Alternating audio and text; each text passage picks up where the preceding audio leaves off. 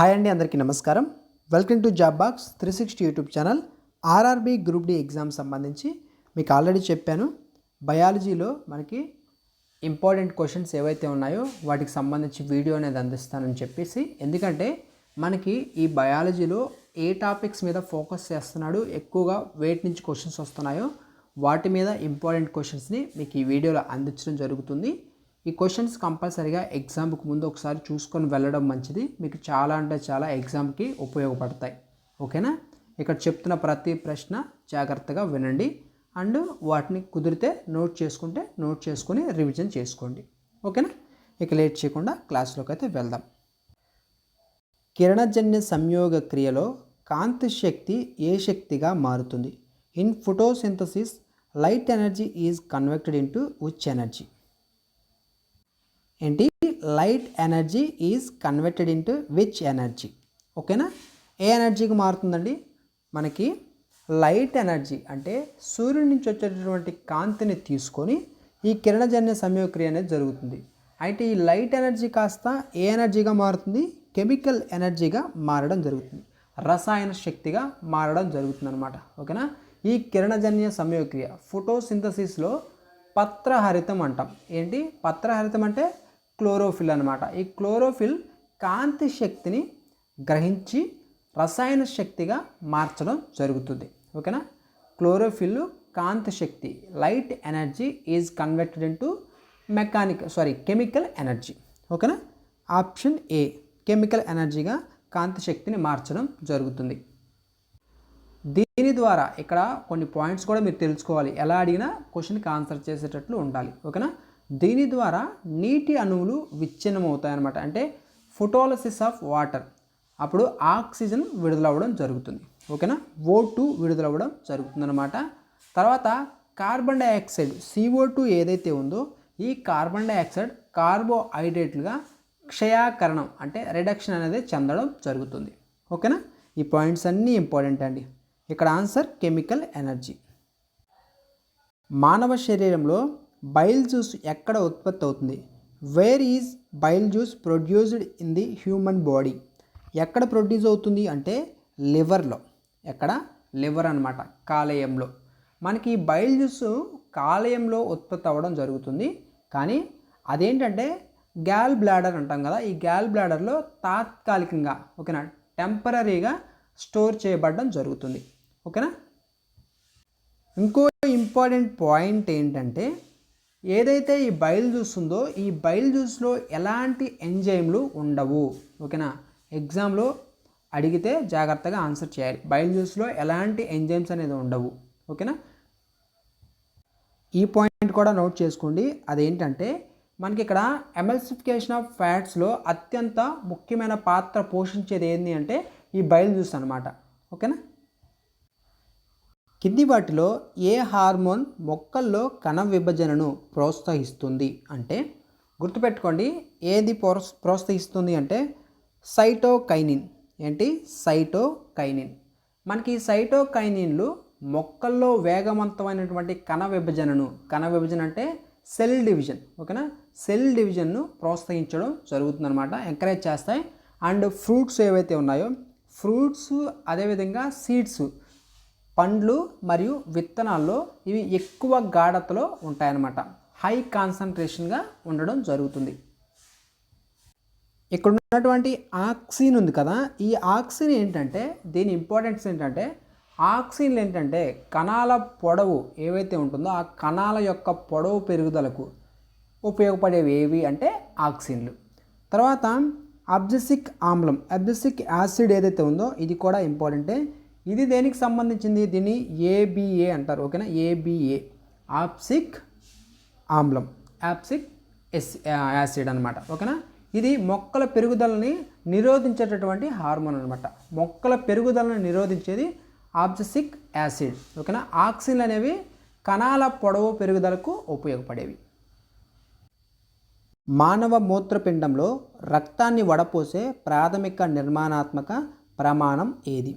What is the structural and functional filtering unit of the human kidney? ఏంటండి? Nephron అనమాట. ఏంటది? Nephron. ఈ nephron అనేది కిడ్నీ యొక్క ప్రాథమిక వడపోత ప్రమాణం, ఫిల్టరింగ్ యూనిట్ అనమాట. ఓకేనా. ప్రతి కిడ్నీలో దాదాపు గుర్తుపెట్టుకోండి, వెరీ వెరీ ఇంపార్టెంట్, 10 లక్షల నెఫ్రాన్లు అనేవి ఉంటాయి. ఎన్ని లక్షలు? 10 లక్షల నెఫ్రాన్స్ అనేవి ఉంటాయన్నమాట. ప్రతి కిడ్నీలో దాదాపు 10 లక్షలు నెఫ్రాన్స్ అనేది ఉండడం జరుగుతుంది. ఇవి ఏంటంటే రక్తం నుండి నైట్రోజన్ వ్యర్థాలను వేరు చేసి మూత్రాన్ని అంటే యూరిన్ని తయారు చేస్తాయి. ఓకేనా. నైట్రోజన్ వేస్టెస్ని వేరు చేసి యూరిన్ని తయారు చేస్తాయి. అదేవిధంగా మనకు ఉన్నటువంటి న్యూరాన్, ఇక్కడ ఉన్నటువంటి న్యూరాన్ ఏదైతే ఉందో ఈ న్యూరాన్ గురించి చూస్తే, న్యూరాన్ అనేది ఏంటి? ఒక నర్వస్ సిస్టమ్ అనమాట. నర్వస్ సిస్టమ్ యొక్క యూనిట్. న్యూరాన్ అనేది నర్వస్ సిస్టమ్ యొక్క యూనిట్. నర్వస్ సిస్టమ్ అంటే నాడీ వ్యవస్థ. ఆ నాడీ వ్యవస్థకు సంబంధించిన యూనిట్ ఏంటంటే న్యూరాన్. కండరాల్లో ఆక్సిజన్ లోపం ఉన్నప్పుడు గ్లూకోజ్ విచ్ఛిన్నమై ఏ ఆమ్లంగా మారుతుంది. ఓకేనా. ఇక్కడ during oxygen deficiency in muscles glucose breaks down into which acid అంటే లాక్టిక్ యాసిడ్ అనమాట. లాక్టిక్ ఆమ్లం. ఇక్కడ హెవీ ఎక్సర్సైజ్ చేసేటప్పుడు ఈ కండరాలకు సంబంధించిన కణాల్లో ఆక్సిజన్ అనేది కొరత ఏర్పడడం జరుగుతుంది. అంటే ఆక్సిజన్ లెవెల్స్ అనేది తక్కువగా ఉంటాయి. ఎనారోబిక్ రెస్పిరేషన్ అంటాం. ఓకేనా. ఎనారోబిక్ శ్వాసక్రియ తెలుగులో అయితే. ఓకేనా. ఇది అనేది జరగడం జరుగుతుంది. ఆక్సిజన్ లెవెల్స్ తక్కువగా ఉంటే ఎనారోబిక్ రెస్పిరేషన్ అనేది జరుగుతుంది. ఎరోబిక్ అండ్ ఎనారోబిక్ అనే 2 ఉంటాయి. వాటిలో ఎనారోబిక్ రెస్పిరేషన్ అనేది జరుగుతుందన్నమాట ఆక్సిజన్ లెవెల్స్ తక్కువ ఉంటే. ఆన్సర్ ఏంటి? లాక్టిక్ ఆమ్లం అనమాట. ఇక్కడ దీనివల్ల ఏమవుతుందంటే గ్లూకోజ్ పూర్తిగా విచ్ఛిన్నం కాకుండా లాక్టిక్ ఆమ్లం అనేది ఏదైతే ఉందో ఈ యొక్క లాక్టిక్ యాసిడ్గా మారడం జరుగుతుంది. ఓకేనా. ఇంకొక పాయింట్ ఏంటంటే కండరాల్లో ఈ లాక్టిక్ యాసిడ్ ఏదైతే ఉందో ఇది పేరుకుపోవడం వల్లే కండరాల నొప్పులు, లేకపోతే కొన్నిసార్లు తిమ్మిరులు వస్తూ ఉంటాయి కదా, మజిల్ క్రాంప్స్ అంటాం. ఓకేనా. అవి రావడానికి కారణం కూడా ఈ యొక్క లాక్టిక్ యాసిడ్ అనేది పేరుకుపోవడం. పిండానికి తల్లి రక్తం నుండి పోషకాలు అందడానికి సహాయపడే ప్రత్యేక కణజాలం ఏది? ప్రత్యేకమైనటువంటి కణజాలం. ఓకేనా. స్పెషల్ టిష్యూ ఏది అంటే గుర్తుపెట్టుకోండి, మనకి జరాయువు. ఓకేనా. ప్లెసెంటా అంటాం. ఓకేనా. జరాయువు అనేది ఆన్సర్. మనకి జరాయువు అనేది తల్లికి మరియు పెరుగుతున్నటువంటి పిండానికి మధ్య సంబంధాన్ని ఏర్పరిచే ఒక డిస్క్ లాంటి నిర్మాణం అన్నమాట. ఓకేనా. ఇది తల్లి రక్తం నుండి గ్లూకోజ్, ఆక్సిజన్ అండ్ ఇతర పోషకాలను పిండానికి సరఫరా చేయడం జరుగుతుంది. ఓకేనా. అలాగే పిండం నుండి కార్బన్ డైఆక్సైడ్ మరియు వ్యర్థ పదార్థాలు ఏవైతే ఉంటాయో ఈ యొక్క వ్యర్థ పదార్థాలను తొలగించడానికి వాటర్ రిమూవల్ అంటాం. ఓకేనా. వేస్ట్ రిమూవల్ కూడా తొలగించడానికి కూడా సహాయపడుతుంది. ఓకేనా. పిండం నుండి కార్బన్ డైఆక్సైడ్ అండ్ వ్యర్థ పదార్థాలను తొలగించడానికి కూడా సహాయపడడం జరుగుతుంది. మెండల్ తన జన్యుశాస్త్ర ప్రయోగాల కోసం ఏ మొక్కను ఎంపిక చేసుకున్నారు అంటే గ్రెగర్ మెండల్ తన ప్రయోగాల కోసం తోట బఠానీ మొక్కలు బఠానీ మొక్క గార్డెన్ పీ ప్లాంట్ దీన్ని సెలెక్ట్ చేసుకోవడం జరిగిందనమాట. ఈ గార్డెన్ పీ ప్లాంట్ బఠానీ మొక్కను ఎంచుకోవడం జరిగిందనమాట. దీని యొక్క శాస్త్రీయ నామం కూడా ఇంపార్టెంట్. అదేంటంటే పిస్సమ్. ఓకేనా. పిస్సమ్ అండ్ శాటివం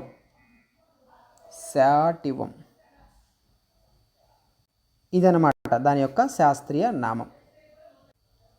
కింది వాటిలో ఏది కణశక్తి భండాగారం power house of the cell అని పిలువబడుతుంది?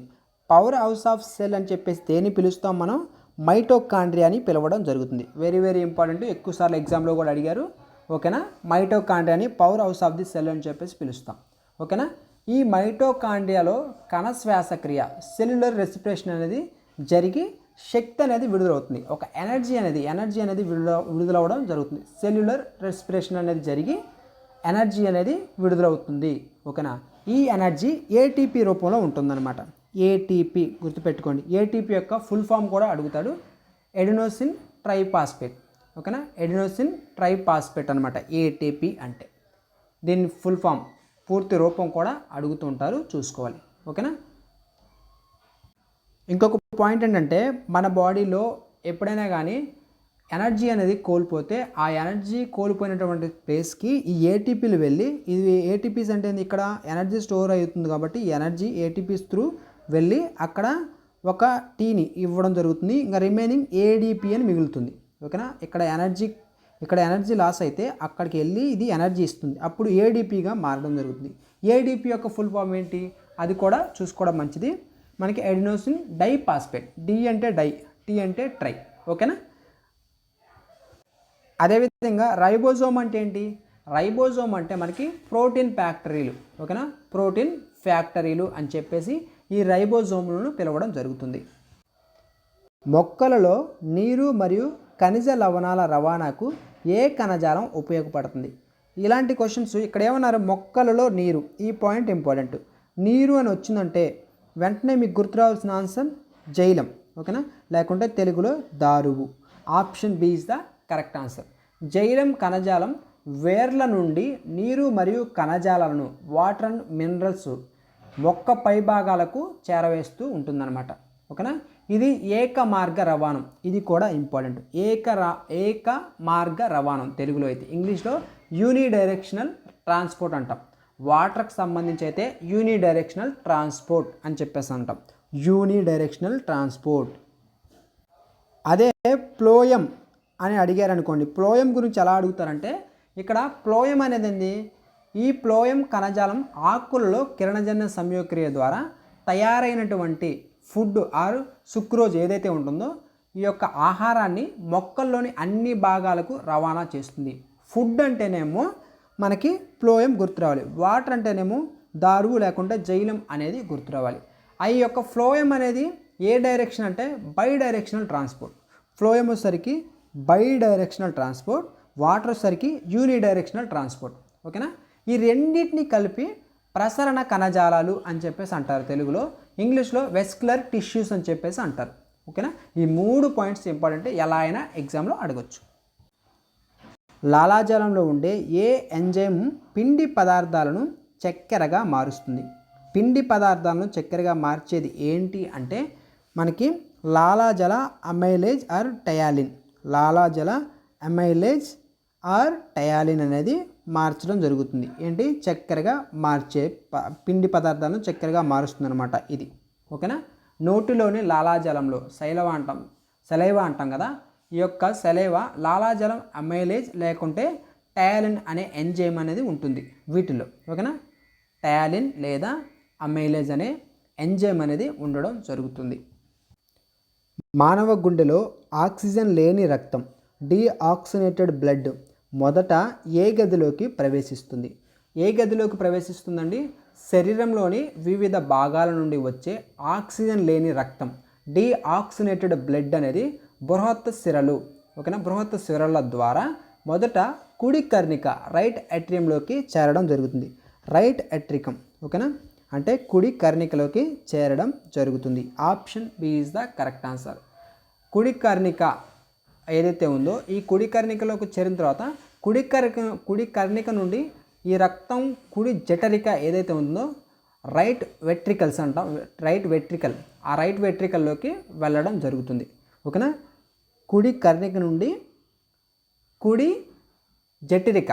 ఓకేనా, కుడి కర్ణిక నుండి కుడి జఠరికలోకి వెళ్తుంది. ఇవి కూడా ఇంపార్టెంట్, తర్వాత స్టెప్ అడిగే అవకాశం కూడా ఉంటుంది కాబట్టి ఇవి కూడా చూసుకొని వెళ్ళాలి.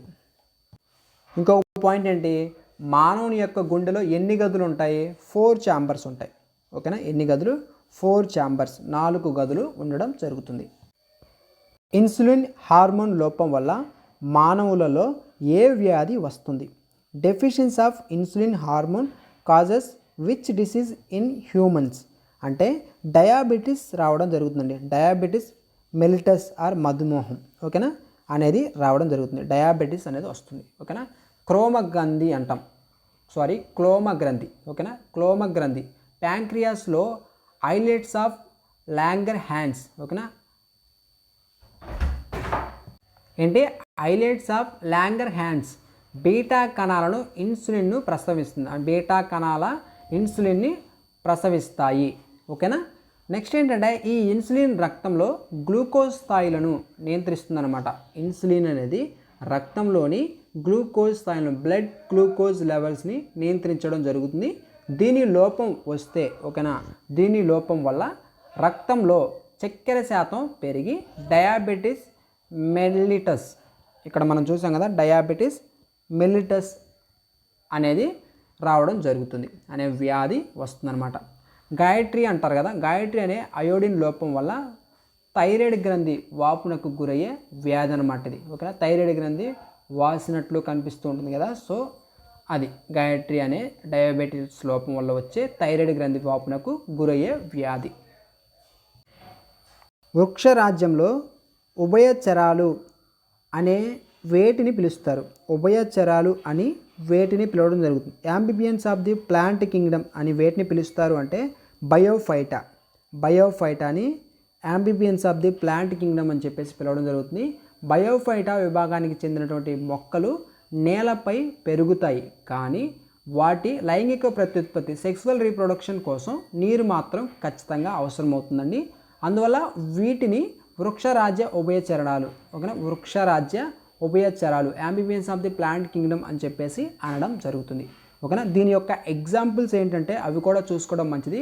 నాచు మొక్కలు అంటామంట కదా, నాచు మొక్కలు, నాచు మొక్కలు, తర్వాత లివర్ వాట్స్, ఓకేనా, లివర్ వాట్స్ అండ్ నాచు మొక్కలు అనేవి దీని యొక్క ఎగ్జాంపుల్స్. కింది వాటిలో ఏది పురుష లైంగిక హార్మోన్? కింది వాటిలో ఏది పురుష లైంగిక హార్మోన్ అంటే టెస్టోస్టెరాన్. ఓకేనా, టెస్టోస్టెరాన్స్ అనేవి పురుషులకు సంబంధించినవి. ఓకేనా, టెస్టోస్టెరాన్ అనేది ముష్కల ద్వారా ఉత్పత్తి అయ్యే ప్రధాన పురుష లైంగిక హార్మోన్, మేల్ సెక్స్ హార్మోన్ అనమాట ఇది. ఓకేనా, ఇది పురుషులో ద్వితీయ లైంగిక లక్షణాల అభివృద్ధికి కారణమవుతుంది. చూసుకోండి, ఇంపార్టెంట్. తర్వాత ఫీమేల్కి సంబంధించి అడిగితే మాత్రం ఈస్ట్రోజన్ అండ్ ప్రోజోస్టెరాన్. ఓకేనా, ఈస్ట్రోజన్ అండ్ ప్రోజోస్టెరాన్ ఈ రెండు ఏంటంటే ఫీమేల్కి సంబంధించి. రక్తపోటును, బ్లడ్ ప్రెషర్ను కొలవడానికి ఏ పరికరాన్ని ఉపయోగిస్తారు? ఇది బేసిక్ క్వశ్చన్. మనకి బ్లడ్ ప్రెషర్ని కొలవడానికి ఏ పరికరాన్ని ఉపయోగిస్తాం? జనరల్గా అందరికీ తెలిసే ఉంటుంది, బీపీని కొలుస్తుంటారు. మీరు కంపౌండర్ దగ్గరికి కానీ డాక్టర్ దగ్గరికి వెళ్ళినప్పుడు బీపీ చెకప్ చేయడానికి వాళ్ళ దగ్గర ఒక మీటర్ అనేది ఉంటుంది, దాన్ని పెట్టి చెక్ చేస్తారు. అదేంటి? సిగ్మోమానోమీటర్. సిగ్మోమానోమీటర్ అనేది రక్తపోటును కొలవడానికి ఉపయోగించేటటువంటిది. ఓకేనా, ఏ పరికరం? Sphygmomanometer. Option B is the correct answer. ఇక్కడ మీరు తెలుసుకోవాల్సింది ఏంటంటే ఆరోగ్యవంతమైనటువంటి సాధారణ మానవుని బ్లడ్ ప్రెషర్ ఎంత? ఇది కూడా ఎగ్జామ్కి ఇంపార్టెంట్. ఎంత? 120/80. ఓకేనా, ఇది ఇంపార్టెంట్. 120/80. వీటిలో 120ని ఏమంటారు, 80ని ఏమంటారు అనేది కూడా చూసుకోవాలి. ఇందులో మనకి 120 అనేది సిస్టోలిక్ ప్రెషర్ అంటాం. ఏంటి? 120ని మనం సిస్టోలిక్ ప్రెషర్ అని చెప్పేసి అనడం జరుగుతుంది. అదే 80 ఉంది కదా, ఈ 80ని ఏమంటారు? 80 వచ్చేసరికి డయాస్టోలిక్ ప్రెషర్. 80 వచ్చేసరికి డయాస్టోలిక్, 120 ఏమో సిస్టోలిక్. ఈ రెండు కూడా గుర్తుపెట్టుకోండి. ఒకవేళ క్వశ్చన్ మీద కొంచెం మీకు మీడియం టు హై లెవెల్లో క్వశ్చన్ పేపర్ ఉండాలనుకుంటే ఇలా అడుగుతారు. ఓకేనా, డైరెక్ట్గా బ్లడ్ ప్రెషర్ని కొలిచే పరికరం అడగకుండా వాటిలో ఈ యూనిట్స్ ఏవైతే 120/80 ఉందో ఈ 120 అంటే ఏంటి, 80 అంటే ఏంటి, ఇలా కూడా అడుగుతారు. మానవ శరీరంలో రీఫ్లెక్స్ చర్యలను నియంత్రించేది ఏది? రీఫ్లెక్స్ యాక్షన్స్ని నియంత్రించేది ఏది అంటే వెన్నుపాము, స్పైనల్ కార్డ్ అనమాట. ఓకేనా, వెన్నుపాము నియంత్రిస్తుంది. అకస్మాత్తుగా అండ్ అనియంత్రితంగా జరిగే శారీరక ప్రతిచర్యలను రీఫ్లెక్స్ చర్యలు అని చెప్పేసి, రీఫ్లెక్స్ యాక్షన్స్ అని చెప్పేసి అనడం జరుగుతుందండి. ఈ చర్యలను వేగంగా నిర్వహించడానికి స్పైనల్ కార్డ్ ఏదైతే ఉంటుందో ఈ స్పైనల్ కార్డు కేంద్రంగా పనిచేయడం జరుగుతుంది. దీనివల్ల బ్రెయిన్పై తక్షణ భారం ఏదైతే ఉంటుందో అది తగ్గడం జరుగుతుంది. తక్షణ భారం అనేది తగ్గుతుంది. ఓకేనా, ఏంటి? బ్రెయిన్ మీద. దీనికి సంబంధించి మీకు అర్థం కావాలంటే ఎగ్జాంపుల్ ఏంటి? వేడిగా ఉన్నటువంటి ఒక వస్తువు ఉంది. ఆ వేడిగా ఉన్నటువంటి వస్తువును తాకినప్పుడు చేతిని అకస్మాత్తుగా వెనక్కి లాగుతాం. కాలుతుంది అనే ఆలోచనతో వెంటనే వెనక్కి లాగుతాం. అదే దీనికి సంబంధించి ఎగ్జాంపుల్. ఇక్కడ చూడండి, థైరాయిడ్ గ్రంథి థైరాక్సిన్ హార్మోన్ ఉత్పత్తి చేయడానికి ఏ మూలకం అవసరం? ఈ థైరాయిడ్ గ్రంథి గురించి, దీని గురించి పూర్తిగా తెలుసుకోవడం మంచిది. ఎగ్జామ్లో ఎలా అయినా అడగవచ్చు. ఫస్ట్ ఆఫ్ ఆల్ దీనికి సంబంధించిన ఆన్సర్ ఏంటి అంటే మనకి ఏమన్నారు? థైరాయిడ్ గ్రంథి థైరాక్సిన్ హార్మోన్ ఉత్పత్తి చేయడానికి ఏ మూలకం అవసరం అంటే అయోడిన్ అనేది అవసరం. ఓకేనా. థైరాయిడ్ గ్రంథి గురించి మనం మాట్లాడేటప్పుడు ఖచ్చితంగా అయోడిన్ అనేది అవసరం. అయోడిన్ అనేది మీకు కనిపిస్తుంది. ఆన్సర్ అనేది అయోడిన్. ఓకేనా. ఇక్కడ ఏంటంటే మెడ భాగంలో ఉండే థైరాయిడ్ గ్రంథి థైరాక్సిన్ హార్మోన్ తయారు చేయడానికి ఏమవసరం? అయోడిన్ ఖనిజం చాలా అవసరం. శరీరంలో కార్బోహైడ్రేట్లు, ప్రోటీన్లు మరియు కొవ్వుల జీవక్రియలను థైరాక్సిన్ నియంత్రిస్తుంది. వేటిని నియంత్రిస్తుంది? శరీరంలోని కార్బోహైడ్రేట్లు అండ్ ప్రోటీన్లు, తర్వాత కొవ్వులు, ఫ్యాట్స్, వీటిని జీవక్రియలను థైరాక్సిన్ నియంత్రిస్తుంది అనమాట. ఓకేనా. మెటబాలిజం వీటిని థైరాక్సిన్ నియంత్రించడం జరుగుతుంది. ఆహారంలో అయోడిన్ లోపిస్తే థైరాయిడ్ గ్రంథి వాపునకు గురవడం జరుగుతుంది. దీనిని సింపుల్గా గాయట్రీ అని చెప్పేసి అంటాం. బిఫోర్ మనం ఆల్రెడీ దాని గురించి చూసాం. కింది వాటిలో ఏ జీవి ద్విధా విచ్చిత్తి బైనరీ ఫ్యూజన్ ద్వారా ప్రత్యుత్పత్తి జరుపుకుంటుంది అంటే అమీబా అండి. సింపుల్గా ఆన్సర్ చేసేది ఏంటంటే అమీబా. అమీబా అనేది ఒక ఏక కణజీవి అంటే యూనిసెల్యులర్ ఆర్గానిజం. ఇది అనుకూల పరిస్థితుల్లో ఒక కణం 2 సమాన భాగాలుగా, ఓకేనా, ఒక కణం 2 సమాన భాగాలుగా విడిపోవడం ద్వారా అలైంగిక ప్రత్యుత్పత్తి అసెక్షువల్ రిప్రొడక్షన్ జరుపుకుంటుంది. దీనినే ద్విధా విచ్చిత్తి బైనరీ ఫ్యూజన్ అని చెప్పేసి అనడం జరుగుతుంది. ఓకేనా. మానవులలో క్రోమోజోముల సంఖ్య ఎంత? మానవుల్లో క్రోమోజోముల సంఖ్య ఎంత? మనకి 43 క్రోమోజోములు లేకుంటే 23 జతలు. ఓకేనా. మానవ శరీరంలో మొత్తం 46 క్రోమోజోములు లేదా 23 జతలు ఉంటాయి. 23 పెయిర్స్ అనేవి ఉంటాయి. వీటిలో మొదటి 22 జతలను ఆటోజోములు అని చెప్పేసి అంటారు. మొదటి 22ని ఆటోజోములు అని చెప్పేసి అంటారు. ఈ ఆటోజోమ్స్ అంటే ఏంటి? శారీరక లక్షణాలను నిర్ధారించేవే ఆటోజోములు. ఓకేనా. చివరిగా ఉన్నటువంటి ఆ ఒక్క జత ఉంది కదా, ఆ ఒక్క జత దాన్ని 23rd పెయిర్ అని చెప్పేసి అంటారు. 23rd పెయిర్ అని చెప్పేసి అంటారు. దాన్ని ఏమంటారు అంటే ఆలోజోములు. ఓకేనా. ఈ 23వ జతని ఆలోజోములు అని చెప్పేసి అనడం జరుగుతుంది. 23rd పెయిర్ని ఆలోజోములు అని చెప్పేసి అంటారు. ఇది ఎందుకు అంటే లింగ నిర్ధారణ చేసేవి. ఈ 23rd లింగ నిర్ధారణ చేసేది అనమాట. ఊపిరితిత్తుల్లో వాయు మార్పిడి గ్యాస్ ఎక్స్చేంజ్ జరిగే నిర్దిష్ట భాగాలు ఏవి అంటే ఆల్వియోలి. ఓకేనా. వాయుకోశ గోనులు అంటాం. వాయుకోశ గోనులు లేకుంటే ఆల్వియోలి. ఓకేనా. ఆల్వియోలి అనేది ఊపిరితిత్తుల చివరి భాగంలో ఉండే చిన్న గాలి బుడగల లాంటి నిర్మాణాలు. ఓకేనా. మనకి ఇక్కడ మీకు రెస్పిరేషన్ మనకి ఇక్కడ చూస్తే గాలి పీల్చుకునేది. ఓకేనా. శ్వాస నిశ్వాస అంటాం కదా, గాలి పీల్చుకోవడం, గాలి వదలడం. ఈ ప్రాసెస్ కూడా చూసుకోండి, మీకు ఎగ్జామ్లో అడిగే అవకాశం ఉంటుంది. అది ఒకసారి చెప్తాను చూడండి. అదేంటంటే ఫస్ట్ మనం గాలి తీసుకుంటాం. మన నాసిక రంధ్రాల ద్వారా గాలిని తీసుకొని అక్కడి నుంచి స్టెప్ బై స్టెప్ ఎలా వెళ్తుంది అనేది మీరు చూసుకోవాలి. ఓకేనా. ఫస్ట్ నాస్ట్రిల్స్ నుంచి అంటే నాసిక రంధ్రాలు ఉన్నాయి కదా, వాటి నుంచి నాజిల్ నుంచి ప్యారిక్స్, తర్వాత లారిక్స్కి వెళ్తుంది, తర్వాత ట్రాకియా, తర్వాత బ్రోంకియా, తర్వాత ఆల్వియోల్కి వెళ్తుంది. ఏంటి లోపలికి వెళ్ళేది మొత్తం ఆక్సిజన్ O2 వెళ్తుంది. ఇలా బయటకు వచ్చేది మొత్తం CO2 కార్బన్ డైఆక్సైడ్ అనేది బయటికి రావడం జరుగుతుంది. ఓకేనా. ఈ ప్రాసెస్ కూడా మీకు తెలిసి ఉండాలి. తెలుసుంటే ఈజీగా క్వశ్చన్స్ ఆన్సర్ అనేది చేయొచ్చు. ఎలా అడిగినా ఆన్సర్ చేయొచ్చు. ఇంకా కొన్ని క్వశ్చన్స్ ఉన్నాయి, వాటిని కూడా మీకు ఎక్స్ప్లెయిన్ చేస్తాను. ఓకేనా. ఈ వీడియోలో చెప్పిన ప్రతి క్వశ్చన్ని ఒకసారి ఎగ్జామ్ ముందు చూసుకొని వెళ్ళండి. ఓన్లీ మీకు క్వశ్చన్సే కాకుండా అడిషనల్గా కొన్ని పాయింట్స్ కూడా చెప్పాను, అవన్నీ ఇంపార్టెంటే. ఓకేనా. మీకు చాలా క్వశ్చన్స్ కవర్ అయ్యే విధంగా చెప్పాలని చెప్పేసి అలా చెప్పడం జరిగింది. కాబట్టి ఈ వీడియోలో చెప్పిన ప్రతిదీ ఒకసారి ఎగ్జామ్ ముందు చూసుకొని వెళ్ళండి. ఇంకొన్ని క్వశ్చన్స్ మీకు నెక్స్ట్ వీడియోస్లో అందిస్తాను. అదేవిధంగా మ్యాథ్స్కి సంబంధించి కూడా ఎగ్జామ్లో ఎలాంటి మోడల్స్ వస్తున్నాయి వాటిని కూడా అప్లోడ్ చేయడం జరుగుతుంది. రీజనింగ్ వీడియో అనేది ఈవినింగ్ రావడం జరుగుతుంది. ఓకేనా. మీకు ఏదైనా డౌట్ ఉంటే కామెంట్ సెక్షన్లో అడగండి. మన వెబ్సైట్లో వీటికి సంబంధించినటువంటి PDFs కూడా మీకు ప్రొవైడ్ చేస్తాను.